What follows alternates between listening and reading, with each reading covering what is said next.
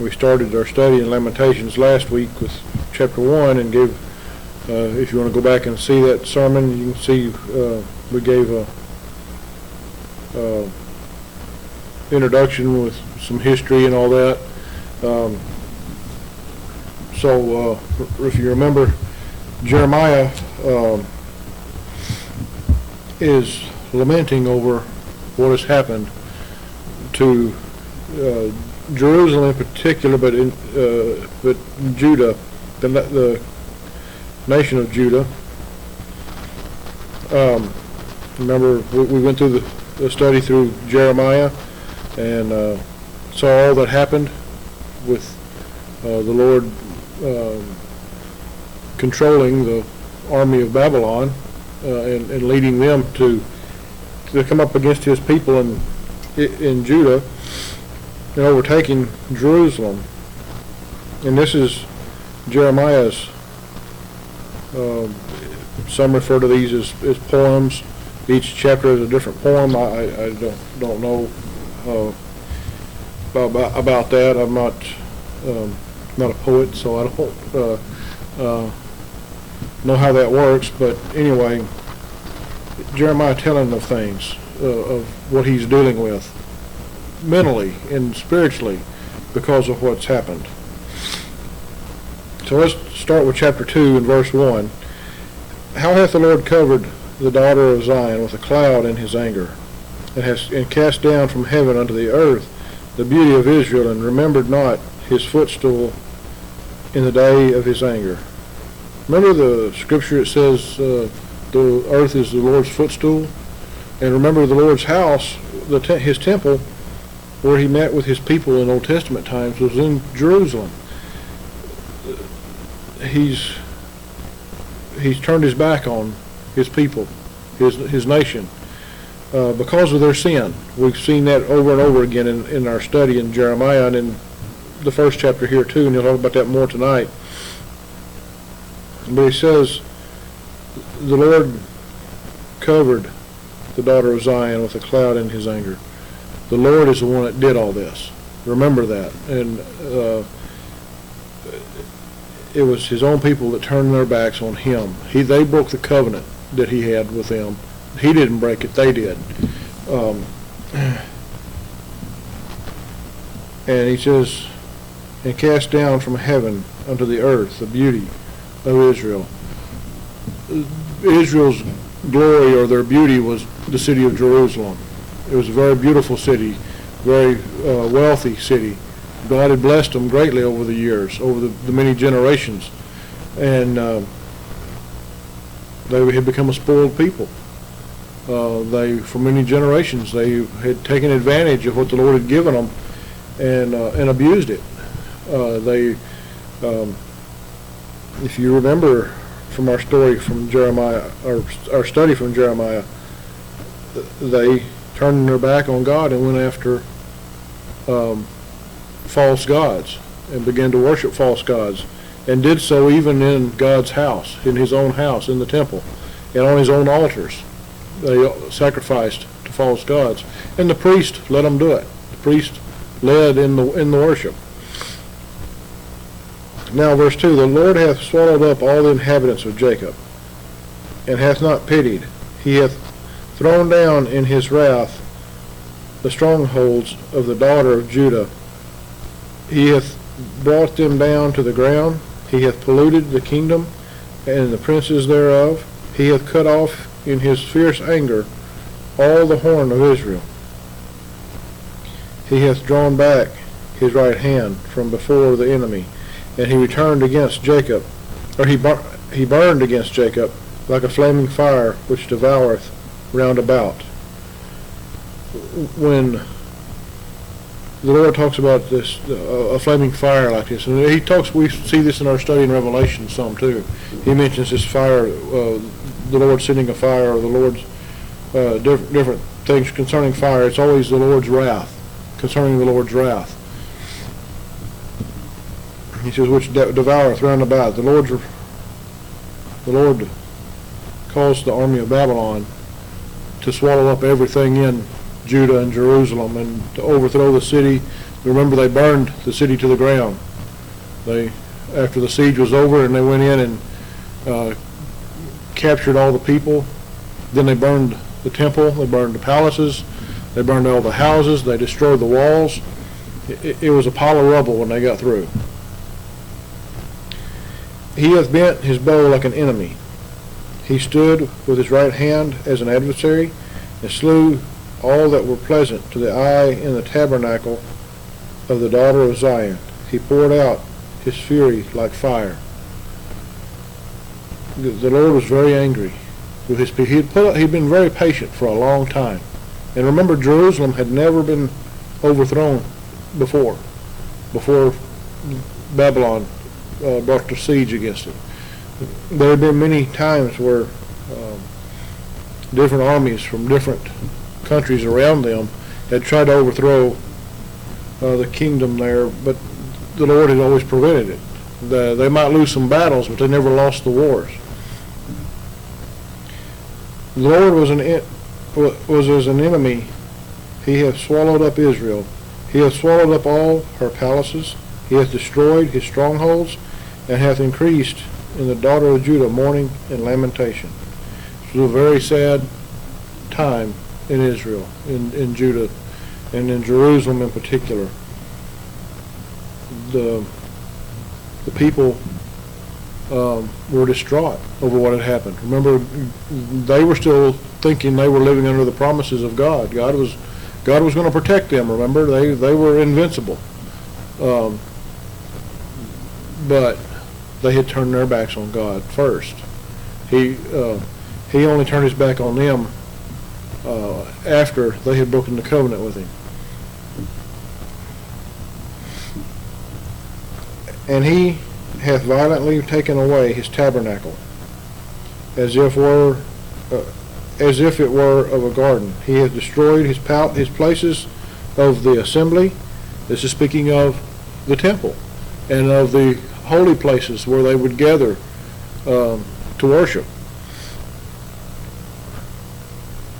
The Lord hath caused the solemn feasts and Sabbaths to be forgotten in Zion, and hath despised in the indignation of his anger the king and the priest. The solemn feasts and Sabbaths to be forgotten. And that's what happened. Remember, they forgot about their worship of God. The Lord hath cast off his altar. He hath abhorred his sanctuary. He hath given up into the hand of the enemy the walls of her palaces. They have made a noise in the house of the Lord as in the day of a solemn feast. In other words, when the Babylonian army broke into the city and broke into the palaces, they broke into the temple, there was a great celebration. Remember, even the armies of Babylon knew the history of Jerusalem. No one had ever defeated Jerusalem, and they had finally done it. And so there was a great celebration. He says, as in the day of a solemn feast. In other words, there was a big crowd there. The soldiers came in, and there was a big crowd of soldiers there. It was almost as if the people had gathered for one of their feasts, one of their holy days, or their Sabbaths. Yet it was the enemy. The Lord hath purposed to destroy the wall of the daughter of Zion. He hath stretched out a line. He hath not withdrawn his hand from destroying. Therefore he made the rampart and the wall to lament. They languished together. The battlements, the defense portions of the wall of the city were destroyed. Her gates are sunk into the ground. He hath destroyed and broken her bars. Her king and her princes are among the Gentiles. The law is no more. Her prophets also find no vision from the Lord. And remember back in Jeremiah, the prophets, as Jeremiah was prophesying the truth, what the word of God, what God gave him, the other prophets that were there, the so-called prophets, were prophesying falsely. They had no true vision from God. And God told Jeremiah this, that I don't know who these men are. I didn't send them. They didn't get their words from me, so where did they get it from? they were false prophets. They were preaching a health and wealth gospel in Jerusalem and saying that nothing's going to happen. God's going to protect us.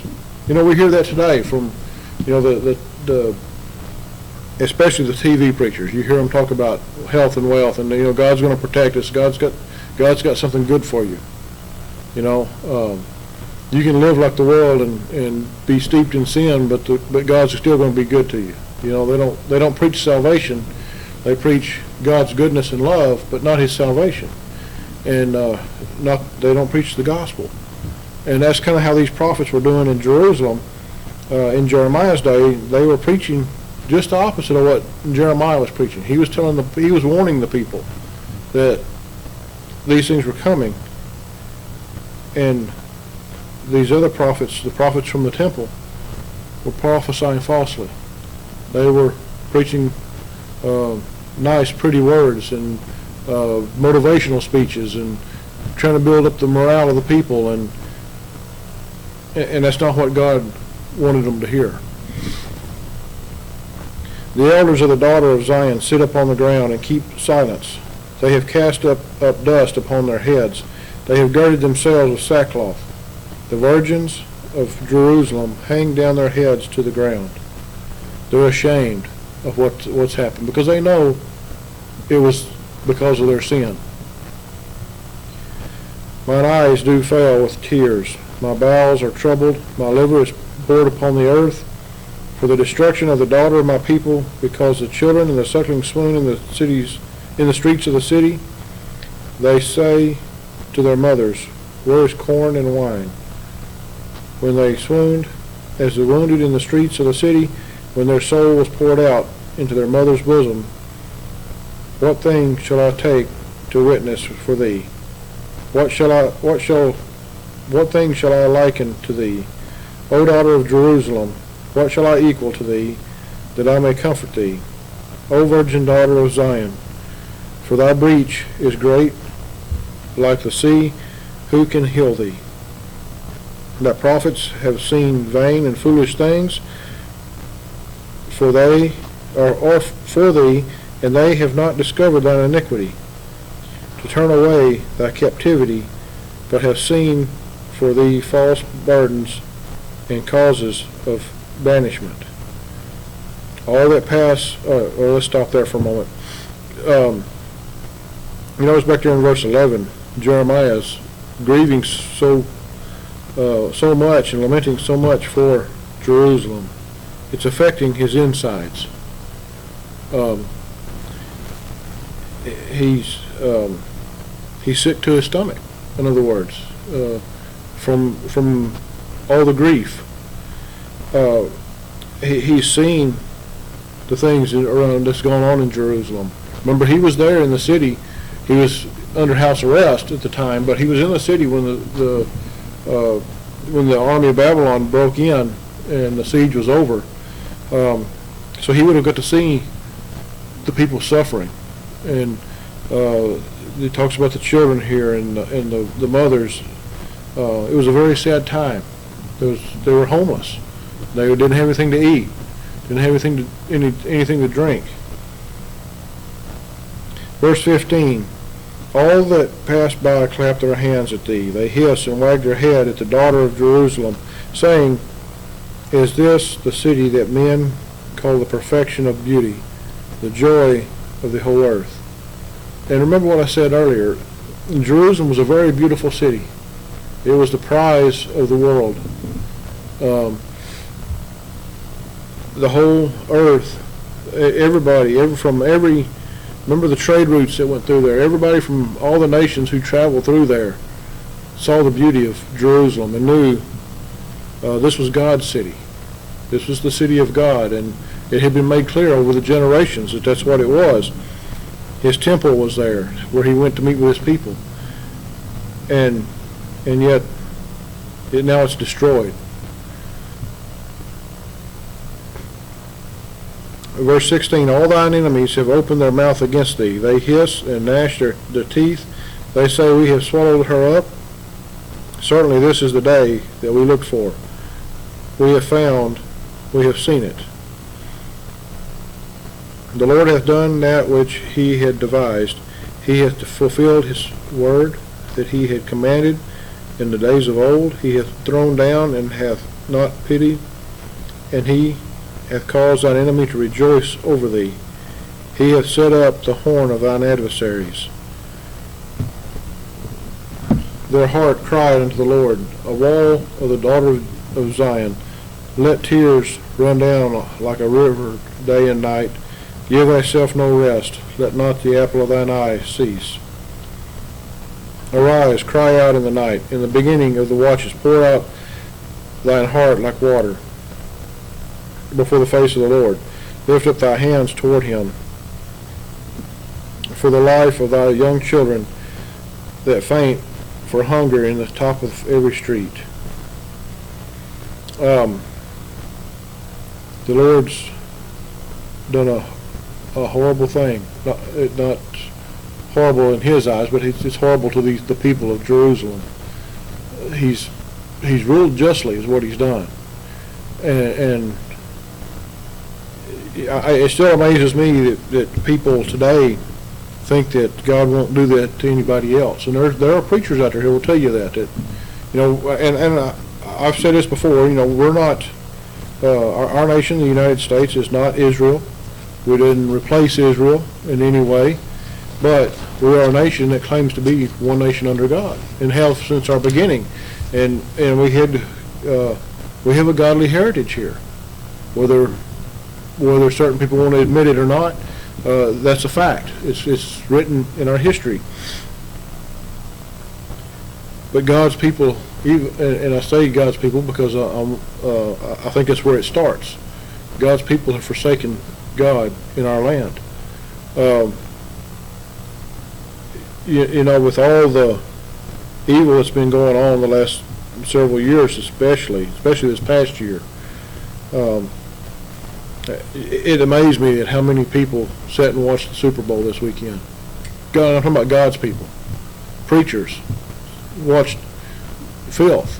They talk about I know some who talked about the commercials, and I haven't watched it in several years myself. I got tired of it, but afterwards, if you see some of the commercials sometimes that were popular during that game, and you hear the stories about the halftime show, which gets worse every year, seems like, and I see God's people saying they watched it.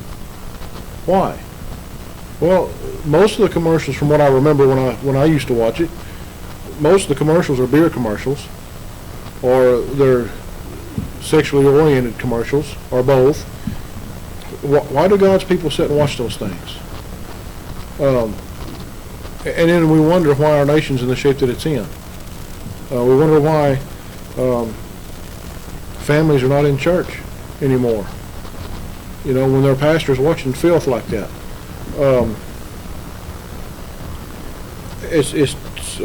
It's really disheartening and discouraging. I mean, because we see our brothers and sisters, watching those things, and we see there's other things. I mean, now we've got bad weather tonight, so we didn't expect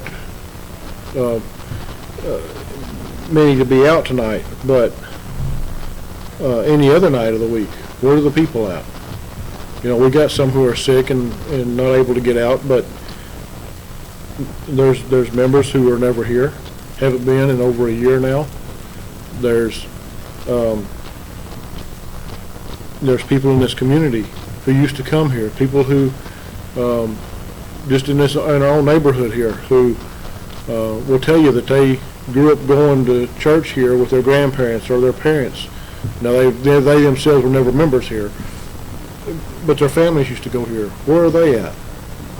We're still here, but they're not. They've got no interest in coming. God's people today, from what we see in our nation, are no better than what the people in Jerusalem were in Jeremiah's day. You say what you will, but these things that I'm talking about are no better than the idols that they were worshiping, and no better than the false gods that they were worshiping. Verse 20, Behold, O Lord, and consider to whom thou hast done this. Shall the women eat their fruit, and the children of a span long? Shall the priest and the prophet be slain in the sanctuary of the Lord? The young and the old die on the ground in the streets. My virgins and young men are fallen by the sword. Thou hast slain them in the day of thine anger. Thou hast killed and not pitied. Thou hast called as in a solemn day my terrors round about, so that in the day of the Lord's anger none escaped, nor remained. Those that I have swallowed and brought up hath mine enemy consumed. The people that God loved dearly. That's what he's talking about there. And that last phrase, those that I have swallowed and brought up have mine enemy consumed. The enemy of the Lord has consumed his people, the people that he loved, the people that he cared for. His enemy has consumed them. And it's all because of their sin. And we expect any better? Do we expect any better from what's going on in our nation today? What's going on in the world today? We shouldn't. God has been just as patient with us as he has with them, as he did with them. Now it hasn't been, of course, our nation hasn't been here as long as Israel was, but things have gotten very bad very quickly and are getting worse. And of course we know, we expect these things as we get closer to the time of the Lord's coming. But what about his people? Why are his people not turning back to him? We see in Lamentations and in Jeremiah both where God's people refused the Lord, and at some point he turned his back on them. Now, does that mean that they're not saved? Does that mean they're not going to be taken in the rapture? No. We know those who are saved in this life are not going to live through the tribulation. Now, that's clear. But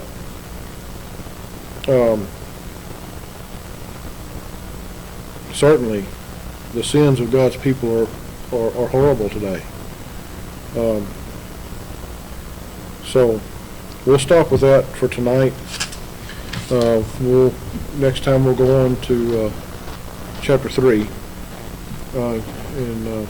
Anyway, that's all for tonight.